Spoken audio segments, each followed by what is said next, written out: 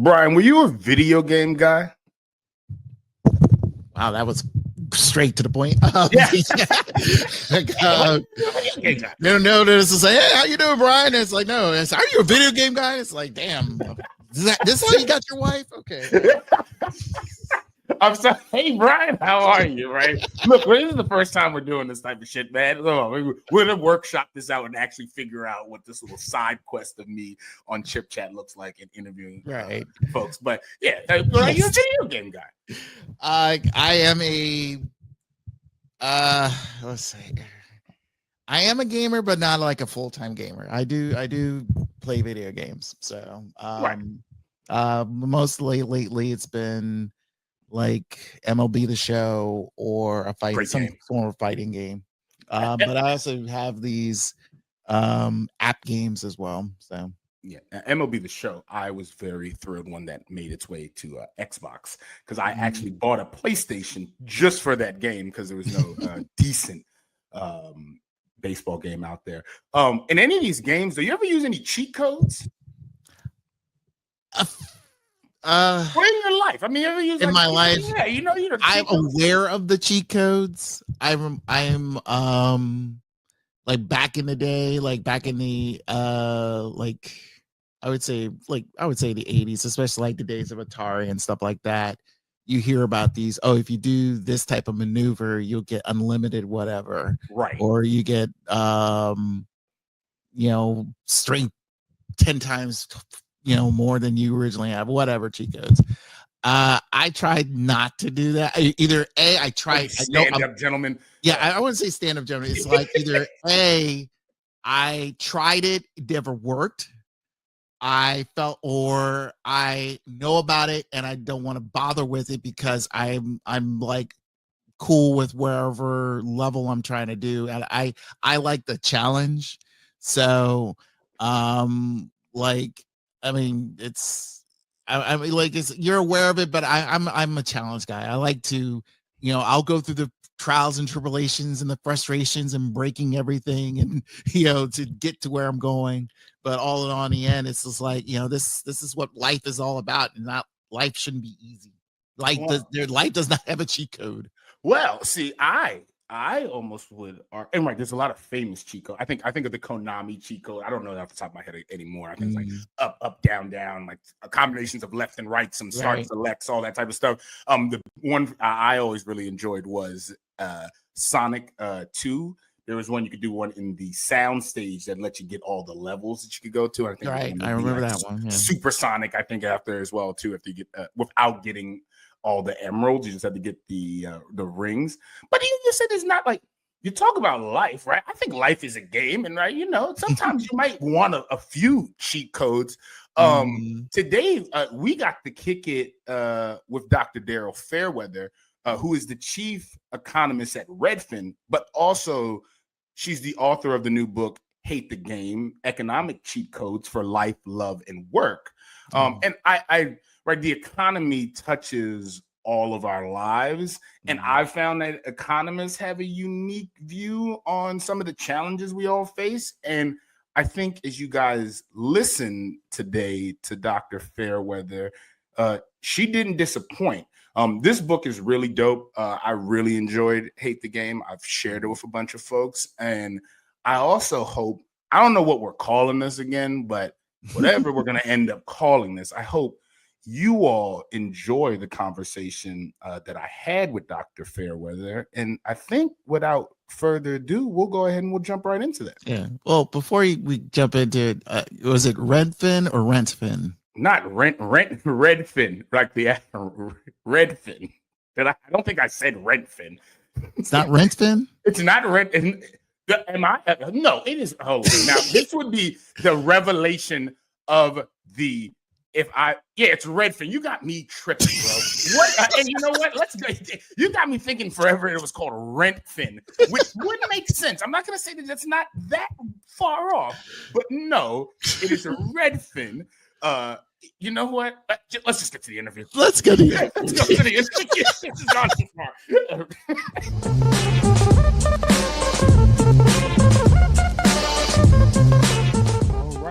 All right. Dr. Daryl Fairweather, we are really excited to talk to you about Hate the Game. So thank you for joining us today. This is a little deviation of what we usually do. I usually host the show with my good buddy Chip, but I really wanted to talk to you, and I've always one of my goals in life was to talk to my favorite authors. So I'm really excited about this. So thank you for joining us today. Thank you for having me. No, awesome. I guess to just kick it off, like, what influenced you to write this book?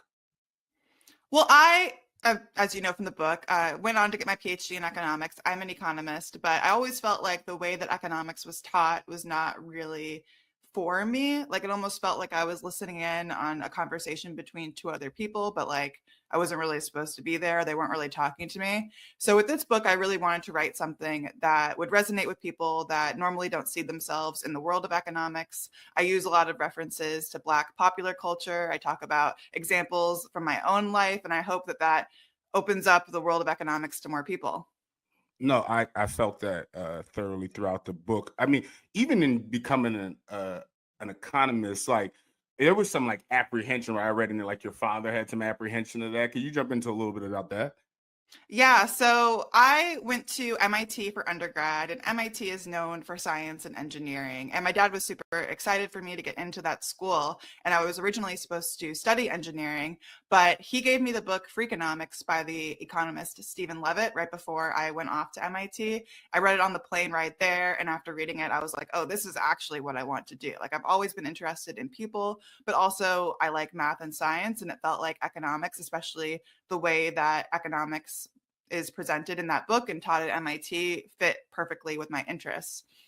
So I talked to my dad. He calls me up on the phone and he wants to know how things are going at MIT. And I tell him, like, great news, I'm majoring in economics.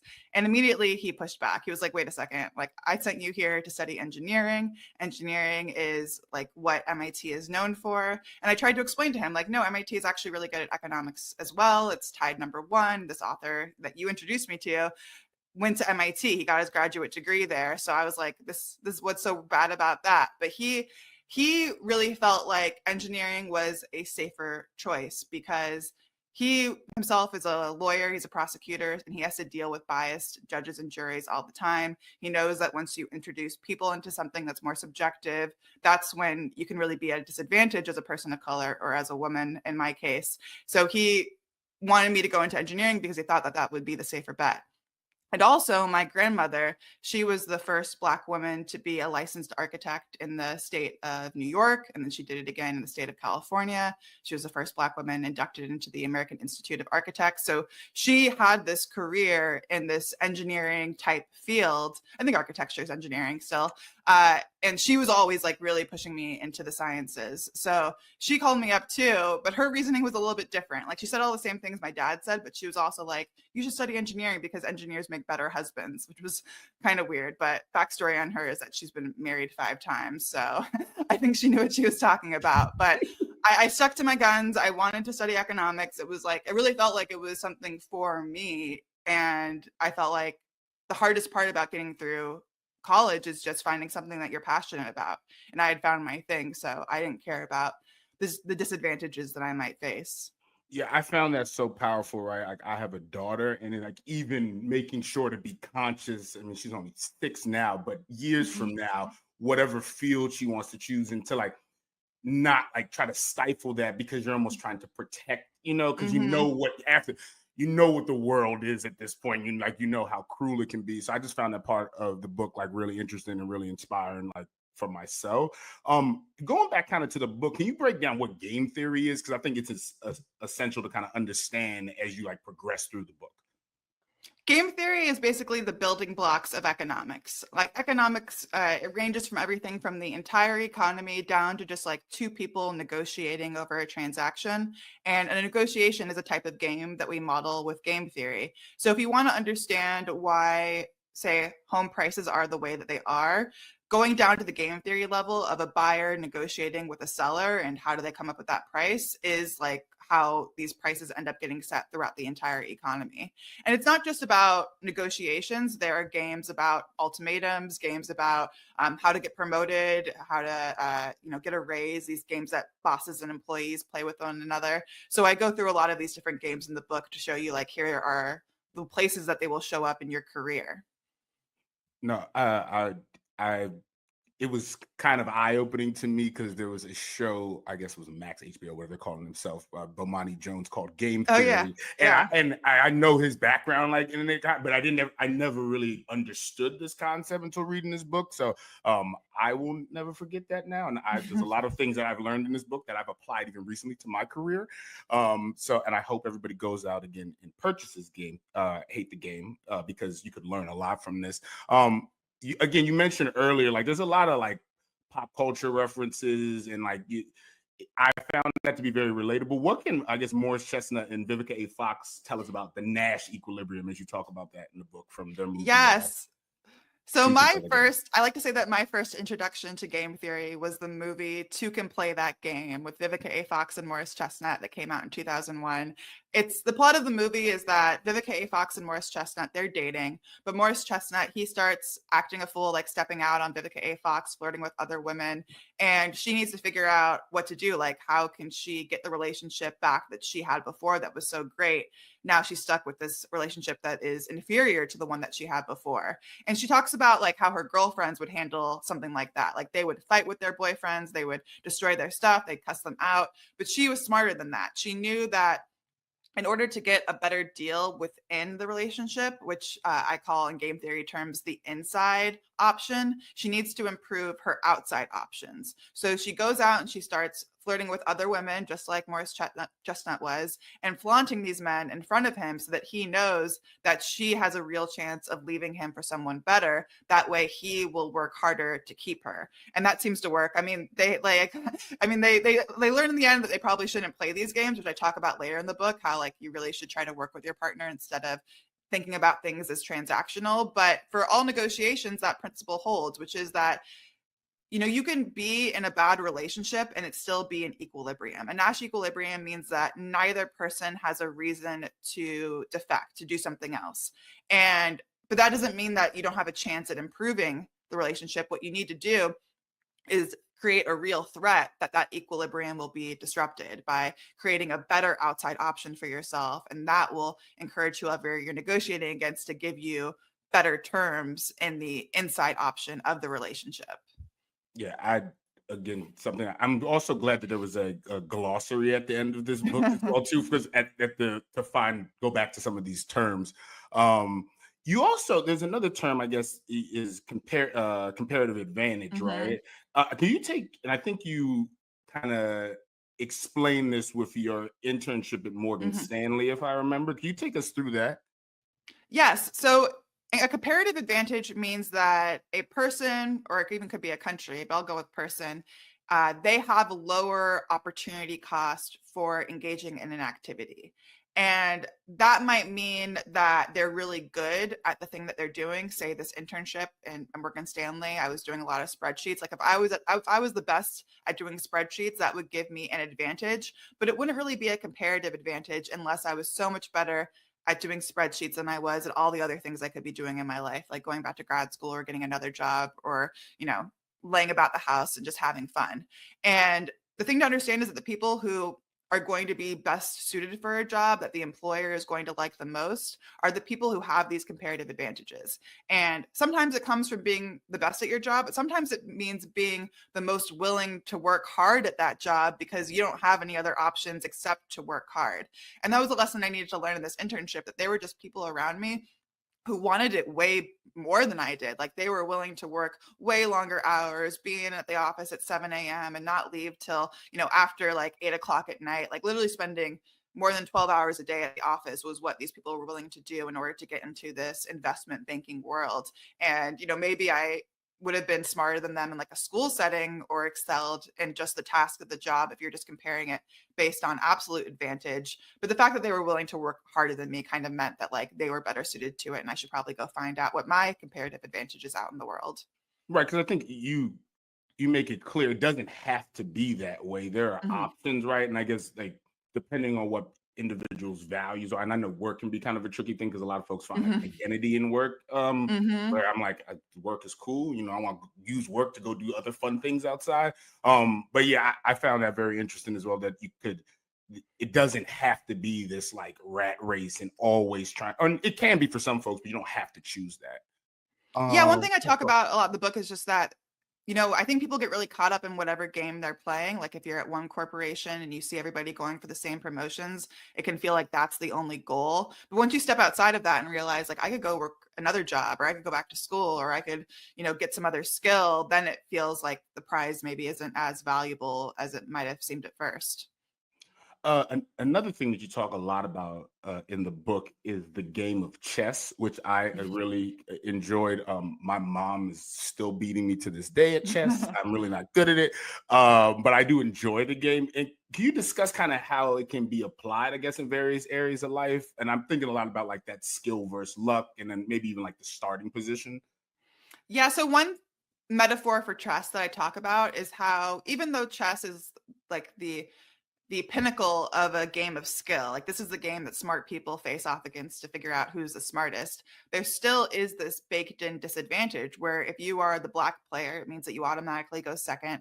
If you're the white player, you automatically go first. So in any game, one player is just going to start out with this slight edge.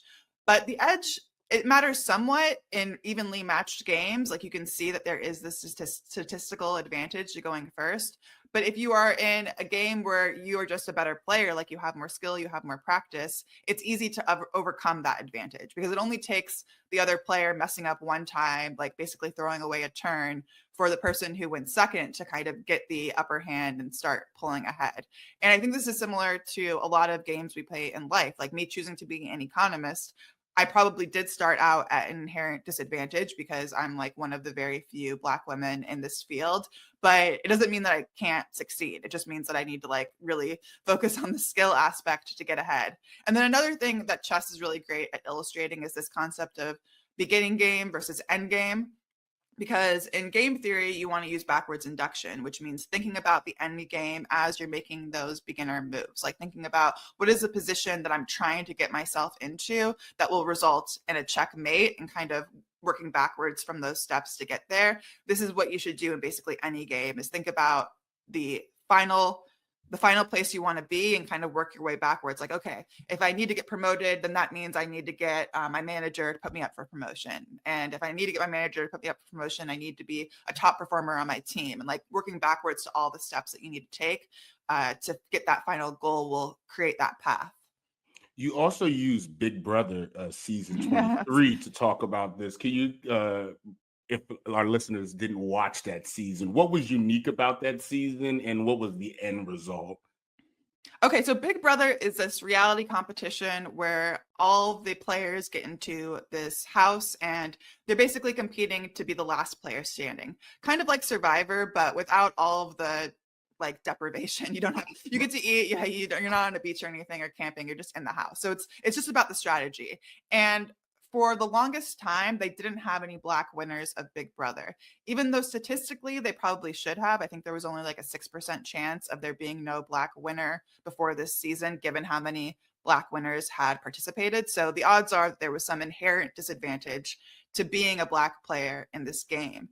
And what changed, I think it was in 2021, post the George Floyd riots, is that all these TV companies, they got really conscious about race, and they, in one season, casted 6 members of the group that identified as Black.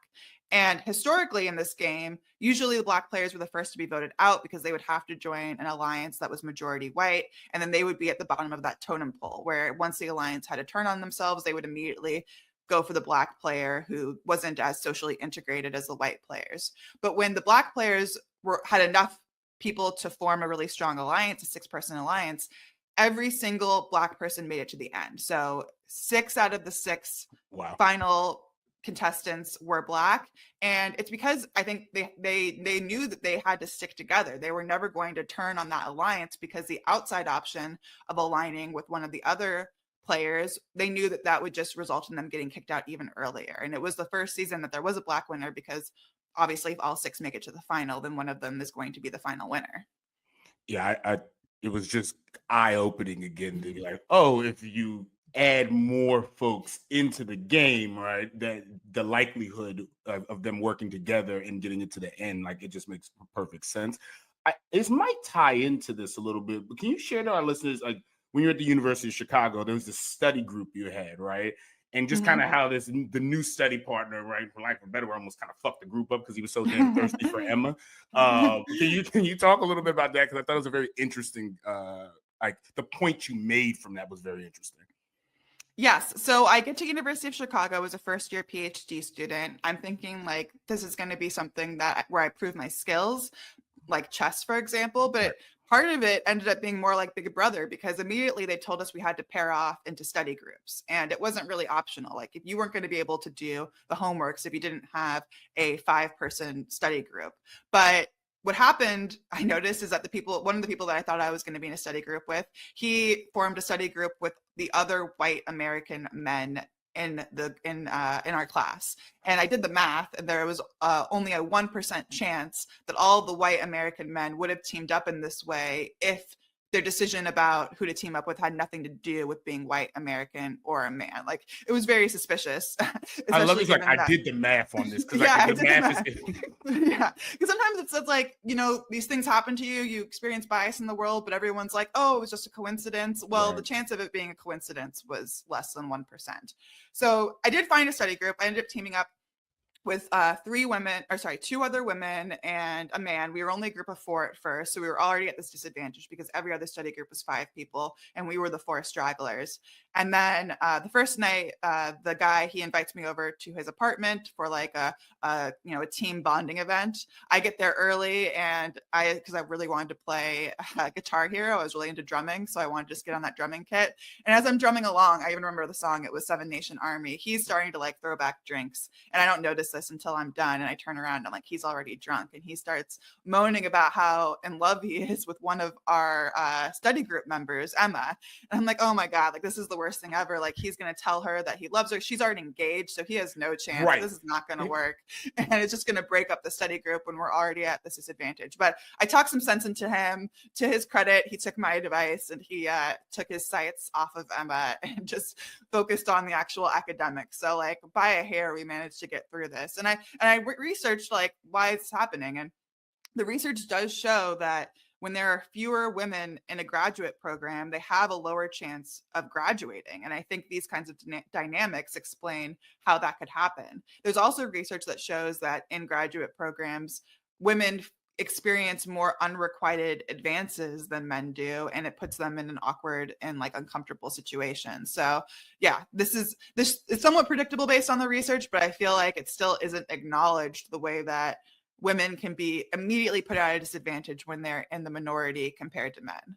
Right. And I think we're thinking of this, like there's obviously a like ick factor of like just men doing that, but even like if you're not able to kind of graduate or progress, I feel like that hurts the economy overall, right? Because we're not getting the best and the brightest out there, and it's for no like good reason. So I found the story was like in a sense like very like predictable, but the numbers you kind of put behind it is kind of like, oh no, this is a real world this ends up has real world impacts, I guess. So yeah, especially with the whole conversation about DEI right now, I feel like people have really lost the plot on why these programs need to exist, like why it is that women and minorities are underrepresented in the first place, and how hard it is to be just being in the minority is a hard position to be in, regardless of what puts you in that minority.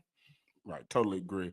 All right, kids. Before Beyonce was like this solo icon, she was part of a group, right? This group is called Destiny's Child, right? And there were 4 members of this. And you used Destiny's Child and the breakup, I guess, to talk about a few things that I found interesting, like ultimatums and kind of how they can backfire. But specifically, I guess they can backfire when you don't have the right amount of information. Can you talk a little bit about that? Yeah, so in behavioral economics and game theory, there's this thing called the ultimatum game. And an ultimatum just basically is a take it or leave it offer. Like if I have $100, and I have an option to give you some, I can say like, no, I'm going to keep all the $100, or I could give you like some amount, like I'm going to give you $1, I'm going to give you $20. And ultimatums came up with Destiny's Child. I'll just tell the story. So back in the early 2000s, Destiny's Child was breaking out as a group. They had a couple of hits from their first album, but they weren't like really on a level where they were cemented in the industry. They were still trying to prove themselves. And two of the members, Latoya and Latavia, felt like they weren't getting a good experience in the group. That Matthew Knowles, the manager, who is Beyonce's dad, was giving preferential treatment to Beyonce. So they went to the rest of the group members and said, gave them an ultimatum, like it's either us or it's the manager, take it or leave it. And I think they thought that them breaking up the group would leave the group with zero, like an ultimatum, like we either are going to be together or you get left with nothing. But I think what they misunderstood was that the group would still survive without them. That Beyonce really was a strong enough performer and the leader where it didn't really matter who was singing behind her. She was on the path to being a superstar. And there's this book called Rockonomics by Alan Kruger that talks about this, how a small minority of artists get the lion's share of revenue, of attention, of streams, because it's based on popularity. And with popularity, that means that somebody needs to recommend you to somebody else. And once that chain starts going, you get exponential growth in terms of how many people are following you. But if you don't have that initial momentum, you're going to be like left in the dust, way far behind. So the fact that Beyonce was already at this early stage breaking out meant that like she was going to end up far exceeding the popularity of the other group members. And I think Matthew Knowles knew this. He knew about Diana, how the Supremes turned into just Diana Ross and how the Jacksons turned into just Michael Jackson. And I think that was his plan all along. But he probably somewhat hid it from the other group members and hid that information, which is why they didn't understand that it wasn't about the group. It really was a vehicle for Beyonce to become Beyonce. I guess maybe it's not a great answer to this, but how do you extract that information out? Like if you're in these type of situations, is there a way to do that, or is it somewhat of luck or? No, I think you just have to pay attention and take and pay attention to what people care about. Because I ran into the same problem when I went to go try and negotiate my salary with my first boss. That I thought, like, of course, what he cares about is the project that I'm working on and pleasing the client, and the client's going to be really worried if the lead economist, me, quits halfway through the project. So I thought I had him in a tough position, but what I didn't realize was that what he really cared about was being in control of the company, being in control of his employees, and having employees who wouldn't question things, who wouldn't raise their hand and ask for more. And I think if you pay attention to what people say, the way that they behave, the things that they prioritize, you can get this information. Like, I mean, if they noticed that Matthew Knowles was giving Beyonce preferential treatment, that probably should have been enough to tell them like where this was going, what Matthew Knowles and Beyonce really were aiming for. But I think that they maybe were just biased in a sense, like seeing things through their own worldview instead of taking on the worldview of the person that they're negotiating with. And even then, right, they would have to make a choice, right? Is the inside option better than the outside option, right? So it doesn't even necessarily end there, because I guess it just depends on what they would really want for their career. Yeah, they could have done what Kelly did and like stay on for a couple more years and try to make connections and get on like other people's songs and still try to make a career for themselves, knowing that the group or what Matthew Knowles was really promoting was Beyonce. But I think that was a choice they had to make. Like, are they going to be better off solo or staying in the group as is? There really wasn't this option that they were going for where Beyonce fires her dad at this moment. Right. Like Beyonce was not ready to do that. It's interesting you bring up Kelly, because now I want to bring up obviously the famous video in you being an economist, right? Why was she sending a message in Excel in her and Nelly? Like, it's always very weird about that. If you haven't seen the video, her song, I'm blanking on the name, with Nelly. Dilemma. They're literally sending messages on. Maybe she was an analyst at Morgan Stanley. She was sending she was sending the latest spreadsheet. Please go watch that video if you've not seen that. It's for us millennials who find that very, very funny. You have this chapter, Dreams of Dream Jobs, which I mean, Chef's Kiss. That's just a really great chapter. And I don't think we can cover everything, because one, you should kind of go buy the book, right, and read it yourself. But I would like to explore a few parts of this. And I think it's around like selecting, I think you mentioned like the optimal employer, and then around creating resumes, and then finally like playing that interview game. Mm-hmm. Yeah. So the first choice when you're trying to apply for a job is deciding like How many jobs am I going to apply to? Which jobs am I really going to focus on? And when you're early in your career, you don't really have anything to distinguish yourself, to differentiate yourself, as they say in economics. Like, you look identical to the next person who's applying for a job. So I think in that scenario, you really just want to cast a wide net and send out as many resumes as possible and hope that yours is one of the ones that is kind of randomly picked from the pile. But once you're a little further along in your career and you have skills that can match certain jobs, I encourage people to use more of a predator mindset, like a bird of prey, like a hawk. Like a hawk doesn't go and like eat everything. They hone in on, one tasty animal and they pursue it and they try to get it. And that's what I think you should do once you're a little further along in your career. But that means like really creating a strategy for that one job that you really want, or like maybe 3 jobs if you want to broaden it a bit, and make sure that your resume perfectly matches what this job is going for. Because oftentimes at a higher level, they're really just trying to find the person whose skills best match the job. So that might involve like going and looking at the job description, seeing what words they use, and you putting those exact words into your resume. Like if they value somebody who is a team player, talk about all the times that you did teamwork on your resume, versus if they value somebody who's an independent thinker, highlight those experiences on your resume. I think having a different resume for each job you're applying to really makes sense when you're trying to get those specialized jobs. And then once you have your stuff you want to put on your resume, I think you should also arrange it in a way that like makes it shine, because that's part of the game too. You can create like a bit of an optical illusion by putting some of the experience that is most resonant with the job up at the top. Like you don't necessarily need to stick to that chronological order. You can use bold text, or you can just in ways highlight the things that you most want that job recruiter to see. Another area that it really resonated with me is the naming that you use, and your name specifically. And I think for me, right, like folks don't know, I go by Cortez, but my mother named me Nicholas Warmington, right? Which I was always very frustrated with that name, because like here in DC, a lot of kids had a lot of jokes a lot of times, right? And the big one was always that your name sounds white, right? And like, and I always like, all right, whatever. I feel like there's black Nicholases out there, but whatever. But I think you talk a lot about kind of your name and like when you use your middle name, and then just in general, your name is, you can't really figure out who you might be talking to with Daryl Fairweather. Can you talk about that a little bit? Yeah, so I was born in 1988, the late 80s, when there were really 2 famous Daryls. There was Daryl Strawberry, the baseball player who had a bit of a notorious history, a black man. Yes.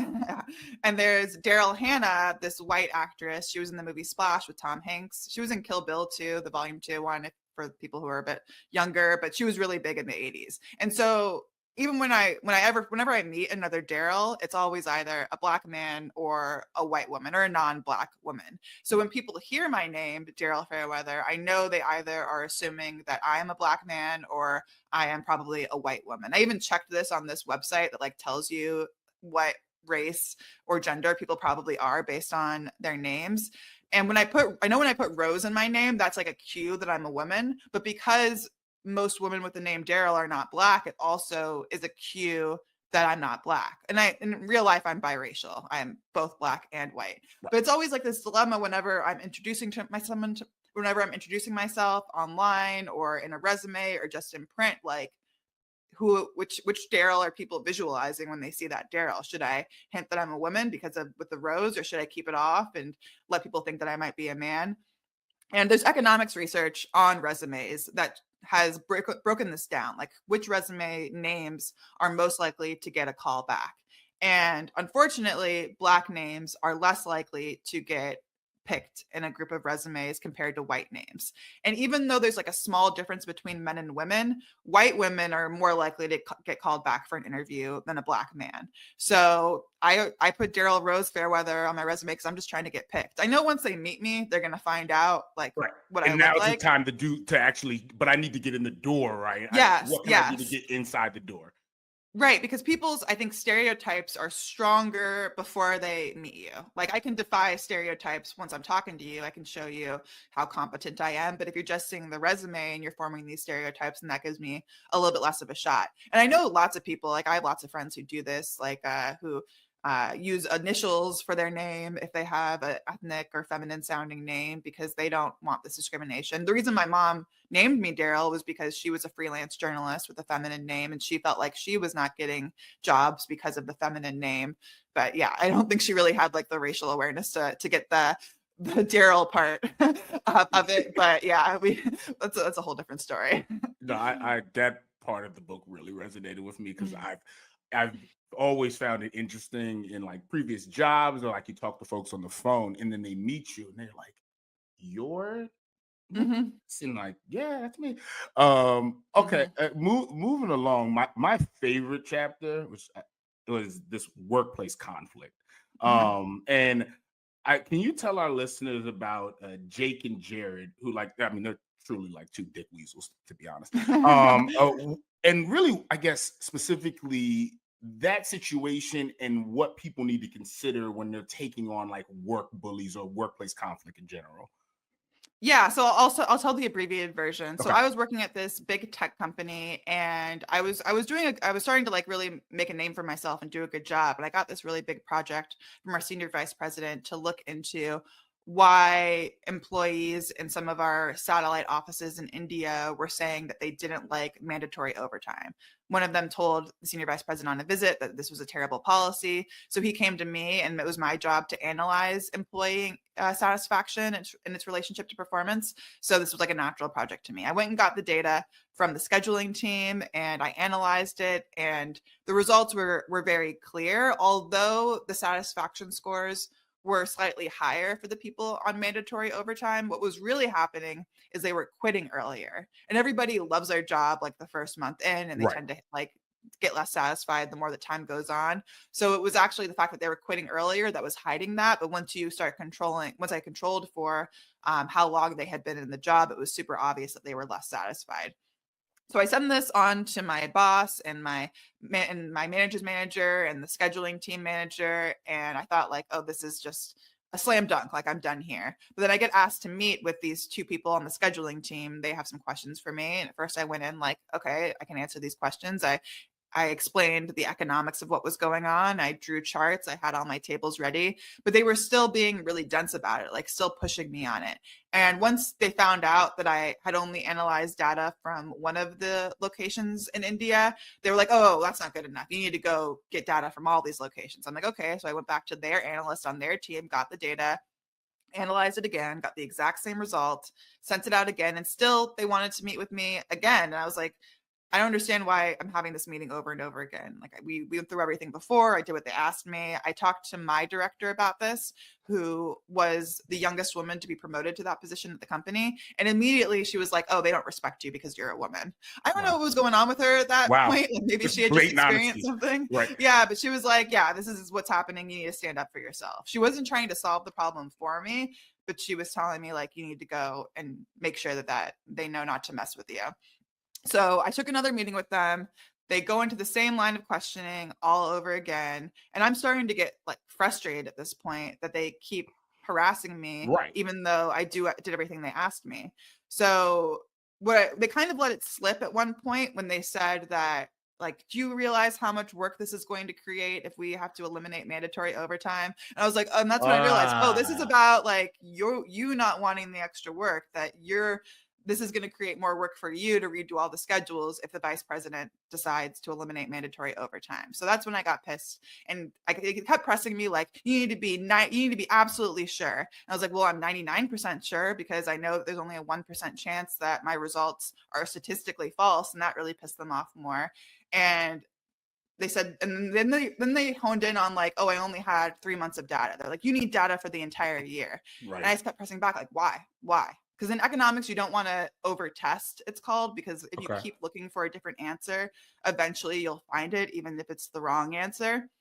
So I was digging in, and then the other guy, Jared, he like exploded on me. He was like, you don't know that. And he was like banging his fist on the table. And the other guy, I think he was like more the good cop. He looked terrified, like, oh my God, he blew my cover. What are we doing here? Yeah. And I just waited. I was like, okay, like, I'm just going to wait for you to apologize. No apology came. So I just told them like, look, I'm going to get one more set of data from your analyst, and then I'm going to send the results directly to the vice president, and you can talk to him about it if you don't like the results. So I got the new data, results came back exactly the same. I sent it directly to the vice president, who eliminated the mandatory overtime. So they ended up having to do all the schedules over again. Haha. Right. Exactly. I also you shared this quote about a dog and the picture of the dog. Oh Can you- yeah, yes. sorry. Yeah, so he was asking me to go get more data, which was really frustrating to me because it was like it's like when I was looking at the table of results, I could clearly see the results. It was so obvious. Like anybody who knew how to read these results would see that this was irrefutable. But he wanted me to get more data, and I was trying to explain it to him like why I don't need more data. And I said, it's like I'm looking at a picture of a dog. Like I can see its ears, I can see its fur, I can see its floppy tongue, but you're saying my picture isn't good enough. I need to go get an HD photo. I need more pixels. But I don't need more pixels to know I'm looking at a dog. Like just because I go get a higher res photo, the dog isn't going to suddenly disappear. I don't need to like zoom in on the drool dripping off of his tongue to know that I'm looking at a dog. And that's what really set him off when he like banged his fist and started yelling at me. It's a really good point. I mean, it's a dog, right? It's a dog. Yeah, I think he got mad that I got him. He didn't have an answer for it. Right. But another part of this that was really like not eye-opening because I've seen this in the workplace, but some of the stats you put out there, I guess, when women express anger in the workplace versus men. Can you break that down a little bit? Yeah, so there's research that's been published in economics journals. There was one study that looked at financial advisors who were being punished for, or being like reprimanded for doing something wrong. And when you compare men and women who did the exact same bad behavior, like maybe they were investing in stocks they shouldn't have been, or didn't tell their clients something they shouldn't have, the women ended up getting much harsher punishments than the men for the same thing.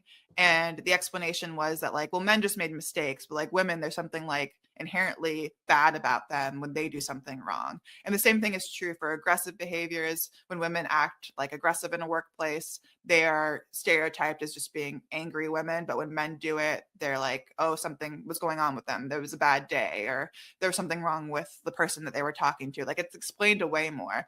So as a woman, you have to be really careful and not like show that outward aggression, or be really careful about when you show it, because you will get punished more for it. Yeah, I just the number again. I think one thing that your book does really well is like taking things that people are feeling or that you probably might be observing, but actually putting the data behind it, which I really respect. Just because sometimes you're wondering like, is this actually happening, as you mentioned earlier? But yeah, the numbers are out there, and it's clearly that it's happening. It's clear that it's happening. Another thing you talk about is kind of like why we shouldn't really beat ourselves up, like if we're not saving as much, right? And I think I guess what you were talking about in this section of the book was kind of, I guess, tolerance risk. Can you talk a little bit about that? Yeah, so risk or tolerance for risk basically describes like how willing you are to make a bet. Like some people are always making bets on just about everything, and they're really seeking out that risk. But most people have a bit of a distaste for risk, that if you offer them a 50-50 bet, and they would rather just keep the money than engage in the bet because they don't want to risk losing it. And this can come up in investing, where maybe you don't want to put your money in the stock market because you have like just an aversion to that risk, or maybe you don't want to like apply for that new job because the job that you're in is more safe. So it's good to like at least be conscious of your tolerance for risk. And you can also like do things to reduce your risk. So diversifying is one way, like not putting all your eggs in one basket. You can do this with your investments if you invest in a bunch of different stocks instead of just one. You can also do this with your income streams, like having a side hustle is just a way to make sure that even if you lose one job, you still have an income source in another job. And one thing I talk about with saving too is that some people are spending all the money that's coming in, and it's not because they're like immoral that they don't have discipline to save. It's because perhaps they're focusing on earning more money so they can get to a point where they can save. When you're living constantly on the edge, you can have this scarcity it's harder, it's like literally harder to make decisions. There's a book called Scarcity by Senthil Mullainathan about how people, just by virtue of having less money, it makes it harder for them to make decisions about money because they're just so stressed out. So I think if you are in that position where you're simply too stressed to save, then it makes sense to just focus on, okay, how can I get myself to a place where I'm earning enough money that at least I have a little bit of breathing room. No, again, very Because right, if I'm living paycheck to paycheck right now, I need to pay the things that are in front of me. And like I've found that even in my career as I've advanced, it's like, oh, I see when you start making a little bit more, it's definitely like easier to set some of it aside, right? When you're able to pay for everything that you need. But I thought that was huge, because I think sometimes you hear folks are always like, you need to save, but are you really in the actual position to save? I think is what you kind of described. Yeah, absolutely. The one thing I did miss that I want to kind of go back to is you talk a lot about meritocracy, right? And I almost like why that's a myth. And I guess specifically around, like, I think you were talking through like advocating for a promotion. It's like it might not be the person who's doing the most, like the hardest work, that actually gets the promotion. And they were like, you gave some like ways to actually achieve promotion. Can you talk about that? Yeah, so getting promoted, there's this problem in economics called the principal agent problem. Yes. Where a boss wants you to do certain things. They want you to work as hard as you possibly can in the hours that you're at work. They don't want you, like, taking bathroom breaks or looking sharing at your phone memes, or whatever. Yeah, sharing memes.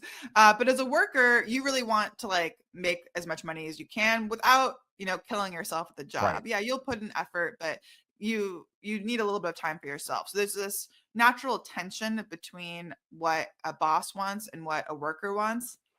And bosses can do certain things to encourage workers to work harder. They can tell them that they are going to measure their performance. I give the example of, again, going back to spreadsheets, putting data in a spreadsheet. They might say, I'm going to pay you based on how many spreadsheets you complete. But even then, it's not perfect, because like the boss doesn't really know how hard the job is. Maybe there was a bunch of copy pasted information that makes it super easy to do it really fast. And then the worker can just slack off once they finish it really fast and not tell the boss how long it took them. Or maybe it's really hard. Maybe there are a bunch of typos and it's taking them extra longer than the boss anticipated, because the work is just more complicated than it really is. So even if you try to pay on performance, it doesn't exactly work out. And so that makes it really hard to determine like who is most qualified for a higher pay or who is most qualified for a promotion. The boss can only observe so much. And if they start focusing on one thing, like, I want you to finish this as quickly as possible, the worker's probably not going to focus on quality. But if the boss tells them, I want this done perfectly, then the worker is going to not focus on doing things quickly. They're going to focus on doing it exactly right. So who ends up getting promoted can be subjective, because the criteria, like the boss might not like be stating the proper criteria to get promoted. And also a lot of the times there is a game involved. Like when I got promoted, I did the backwards induction thing where I was trying to figure out like, what are all the steps to me getting promoted? And I figured out that the way you get promoted, at least at this company, was my manager would have to put me up for promotion. My name, along with the names of all the other managers in the organization, would go to the directors. The directors would winnow down the list. So even if I was put up for promotion by my manager, I wouldn't necessarily be on the list. And then the list would finally go to the vice president, who would make a final call. So based on that, I was like, okay, what I really need to do is I need to make sure the vice president likes me and is impressed by me, but I also need to make sure the directors see that the vice president is impressed by me, so that they'll know that if my name isn't on the list, that the vice president will be suspicious of them, because the vice president of this company was like super suspicious of everything the directors did, thinking that they were like, I mean, they had the same principal agent model. The vice president wanted the directors to do their job, but he was worried that they weren't really doing their job. So I needed to like get to this place where the directors knew that the vice president liked me. And that's what I did by volunteering to speak in meetings where they would all be present and getting like compliments from the vice president in front of the directors. And that did actually end up working. That's how I ended up getting the job, was by using that strategy. Yeah. Like it's weird because it feels like in reading this book, was able to kind of do some of these things in my career, but not really understand. Like, again, you put a lot of like words behind things like, oh, all right, well, I kind of know if I want to go any higher. Like, there's a few people who make these decisions. How do I get in front of them to make sure that they're singing my praises? Because like, right, usually, and everybody else will fall in line. Because like, well, the boss kind of likes that. Yeah. I kind of look crazy deviating from that. Exactly. But I think a lot of people just focus on their manager, and they wonder why their manager maybe didn't stick their neck out for them. And it's because your manager has different priorities. Like sometimes you got to go above them to make sure that your manager's priorities are aligned with your own. Okay. I'm going to throw a few fun questions Okay. before we kind of close out here. Do you have a favorite video game? I really like this game called Tropico, which is like Okay. an old video game, but they still are putting out different editions. You get to play the dictator of an island. It's like kind of like Cuba, and Oh my God, it's Chip, my other co, if he heard this, he would lose his mind. Oh. is that his favorite game too, or Well, is that one of? he's always talking about being this benevolent dictator, which I find to be Oh crazy. yeah, no, But it's great. Yeah, but I love that game because that's you're like role playing as this dictator who's just trying to hold on to power, but you have to keep the economy going. You do have to wow. like invest in businesses and make sure there's enough food for people, or else the people on the island will start protesting you and take you out of power. But it's fun. It has a great soundtrack too. It has all this Cuban and Caribbean music in it. I'm going to find this this game. Tropico, yeah. Tropico. I'm definitely looking for that. Sounds really awesome. Obviously we're talking about your book. Are you reading anything dope currently? And I guess a follow-up question to that is, what's been like the most impactful book you've read? I think I have an idea. I think you might have already said it, but Oh yeah, well, Freakonomics was definitely the book that like got me into economics. That I didn't exactly model my book after, but I did read it a whole bunch of times to figure out like what made that book as good as it is. And I think it's the accessibility and the relatability of the story. So I definitely like pulled some of that from it. So I study the housing market in my regular job. There's this great book called Fixer Upper by Jenny Schutz. If you want to learn about why housing is so unaffordable, I'd recommend that.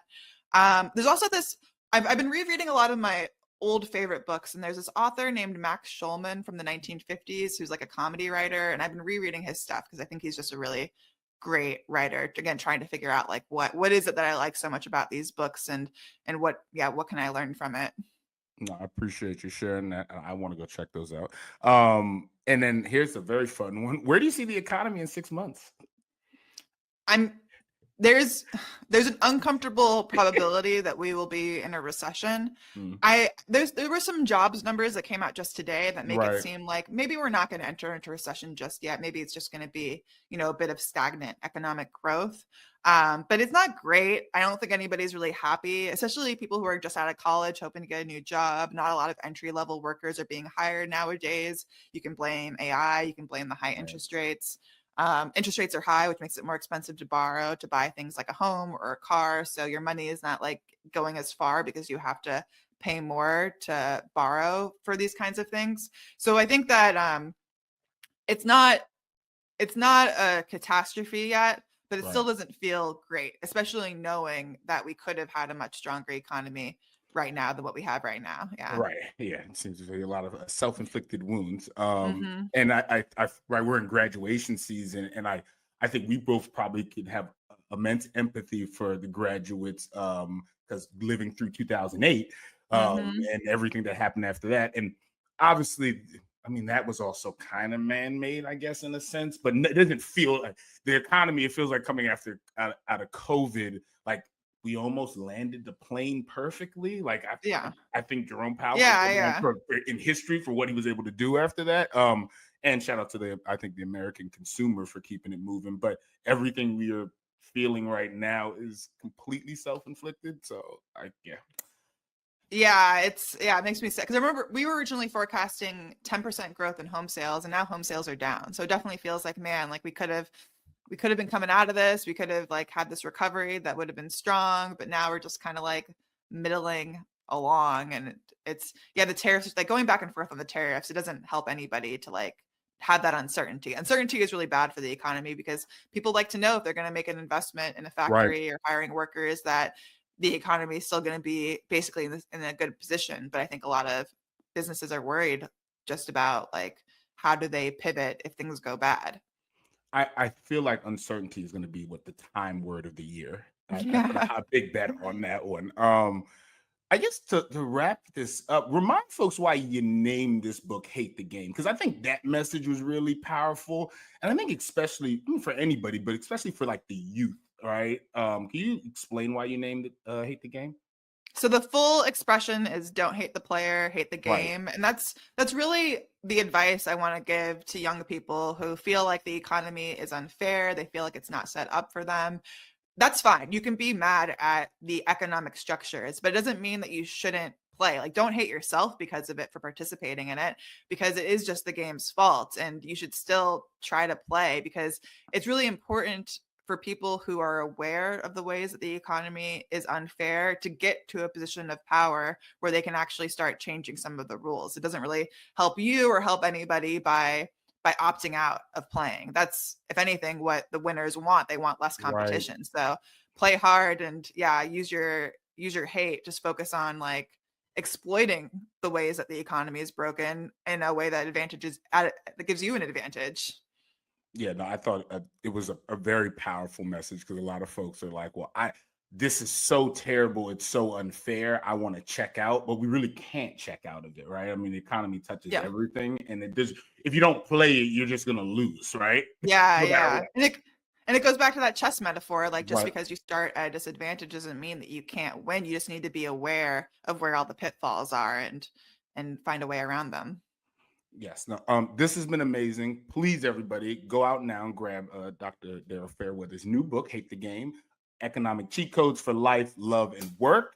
I have it right here, obviously here. So again, it's always close. I will reference this for the rest of my life. But thank you so much for joining us today. This was a really dope conversation. Thank you for having me. It was great talking to you. Awesome.